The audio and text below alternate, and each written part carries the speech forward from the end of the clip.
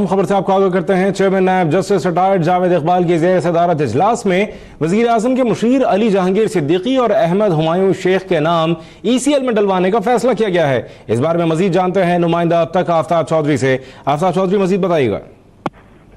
जी, आज नैब में justice retired Javed Iqbal की ज़ेर सदारत का इजलास हुआ। इस इजलास में मुख्तलिफ जो शिकायत थी, करप्शन शिकायत, उनका जायजा लिया गया। तो सबसे पहले साबिक वज़ीर आज़म नवाज शरीफ के दामाद कैप्टन रिटायर्ड सफदर के खिलाफ एक शिकायत थी जिसमें आमदन से जायद असासे बनाने का इल्जाम था, और उसमें कैप्टन रिटायर्ड सफदर ने अपने आबाई इलाके में 300 से जायद कनाल अराजी और उनका जो रिहाइश गाह है यानी वो भी कई कनालों पर मुहित है। तो इस तरह कैप्टन रिटायर्ड सफदर के जितने भी एसेट्स थे बिलखसूस अपने आबाई इलाके में, उन पर एतराज था और उस हवाले से कहा गया था कि ये उनकी आमदन से बहुत ज्यादा है, उनके सोर्स ऑफ इनकम कम है, जबकि उनका जो लाइफ स्टाइल है या लिविंग स्टैंडर्ड जो है और उनकी जो प्रॉपर्टीज हैं वो ज्यादा है। तो इस पर चेयरमैन नैब ने फिर ये करप्शन शिकायत की जांच पड़ताल की मंजूरी दी। दूसरी करप्शन शिकायत भी कैप्टन रिटायर्ड सफदर के खिलाफ थी जिसमें कहा गया था कि उन्होंने अख्तियारात का नाजायज इस्तेमाल करते हुए यानी साबिक वज़ीर आज़म के दामाद होने की हैसियत से काबीना डिवीजन के जरिए अपने हल्के के लिए 9 अरब रुपए के फंड लिए। तो इस करप्शन शिकायत की भी जांच पड़ताल की